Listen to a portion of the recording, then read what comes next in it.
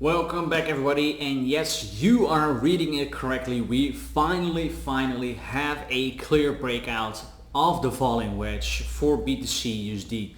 So before we really go dive in charts, please like, subscribe, click on the bell, click on all so that you don't miss anything.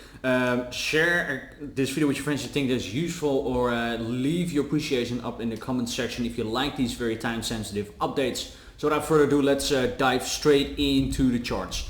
So we are first going to look at BTC USD pair, and as you can see, we're here on the daily. We have a very clear breakout, so that looks good. Volume is coming in. We still have 8 hours to go, so I hope that this candle closes nice and high. Then we really have a volume breakout. On the RSI and on the MACD, we still have room to go, pointing upwards, so there is absolutely no overbought level, so we still have room to go. So let's zoom in to the 4-hourly, because then the breakout is even more clear. I have talked about this double kind of top resistance of the falling wedge. One is connecting the bodies and one is connecting the wicks on a higher time frame, the daily. So I said, don't be fooled, don't jump into a long here, because then you might get wicked out. And the same goes here. You think, we have a breakout, we don't, and then we are wicking lower, and that is just that we are retesting it. But now, although we broke down yesterday and we kind of had this retest, I thought, we're going lower, and then we didn't. Suddenly, surprise, and we pumped through the first resistance and the second resistance, the 38 level, and now we're testing the 40k level. Most of it happened when I was asleep, because I'm in Mexico right now, so I missed most of the Asian trading day. And in Europe, if I'm not mistaken, it's now at the end of the afternoon. Excuse me. So unfortunately I missed the pump, but of course no worries. I am putting in a long once we are closing clearly a daily above this resistance line, because we also looking at this chart mostly at the daily because it's such a high time frame. Then I also want to see at least a daily close above the resistance line for me to put in a long. So the 4-hourly is now only a few minutes left, so most likely when the video is uploaded, then the 4-hourly has closed above. Let's see if you're getting a retest. Excuse me. Let's see if we're getting a retest down here, and then we're moving higher. And of course the next level would then be the 40k and the 42k that I'm looking out for. Let's hope that we're not getting anything crazy during the weekend with suddenly a dump down, because that would be actually quite bearish if we suddenly were closer daily within this falling wedge again. But so far it's looking good. As you can see, also volume is coming in, so that looks good. On the RSI, absolutely not oversold, and also on the MACD we were kind of neutral here, and now we're going higher, so that all looks good. Let's quickly head to the hourly.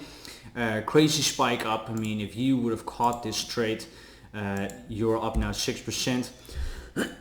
Actually, this looks very messy here, so I can imagine that you were maybe not trading at all, because look, the price first goes down, you think, we're kind of stuck in between these two weird resistance lines. So here then the 38 and the top of the falling wedge. Then we're breaking low. So okay, that is bearish, and then suddenly boom, surprise, going up within the range again. Like, what are you going to do now? Higher up, or are we going to break down? Surprise, boom, true. So this is almost untradeable if you would have this pattern just like me. So I think in that perspective you didn't miss a lot. It looks very messy, welcome to crypto. That sometimes happens. So just wait, then zoom out, wait for the bigger time frame, and then play from there. We most likely are overbought, so in low time frames. Yeah, exactly. A little bit doesn't mean a lot. I mean, we can go sideways here and then go through 40k. So just let it play out now for a little bit before you put in a position. Like I said, I'm really waiting for a daily close above the resistance above the resistance, which now should flip into support, before I'm becoming very bullish and put in a very big position, most likely.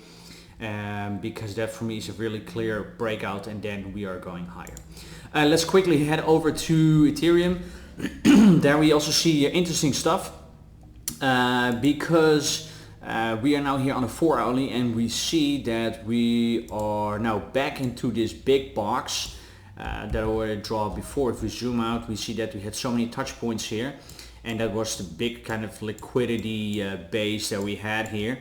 Then we dropped all the way below. That was quite bearish, but now we are in that box again. So it is I think the chances are much higher that we would stay in this range right now and not going below anymore. Also here, bit of a shaky pattern actually. We were trading within this wedge, then we broke out, we retested it. You could redraw this a little bit like this. You could say, hey, we retested it, and then on the next 4 hourly we are going lower. That is also what this 4 hourly wick is implying.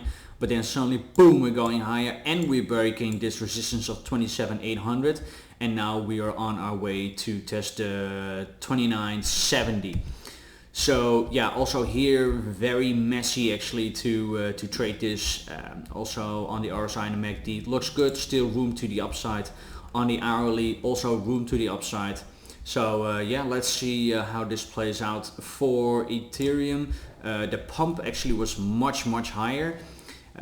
We are seeing like a classic pattern where Ethereum is just pumping much more than Bitcoin does. We had a long time where that didn't happen, that was just equal. But now we're seeing a pump of more than 10% from the last few hours, and let's see what Bitcoin is doing. 5%. So that's actually a double. Yeah, that's classic. Usually was then double or triple. So that looks good. So congratulations if you took that trade again. I was not in a trade at all. This actually, to be honest, would have been a short confirmation if we went up and then on the 4 hourly going down. So then you easily would have been stopped out. So that would then be a bit of a bummer. But if you would have taken this trade, if you had a different setup than me, then congratulations. And I would say let Bitcoin lead the way before you're putting in a long trade on Ethereum. But like I said, what I'm watching at right now is this box, these levels. So that's between the 3150 and the 2770, 2760. Those are for me the big. That's for me the big box that I want to see Ethereum hold for me to put in a long position, and of course also Bitcoin holding the falling wedge support, because I think if we are falling back here into the falling wedge, then I think it will drag down all the altcoins and also Ethereum, and then we will most likely really move much lower. Alright, that will be it for now. Maybe I'll come with a second update later. Let's see how the price evolves.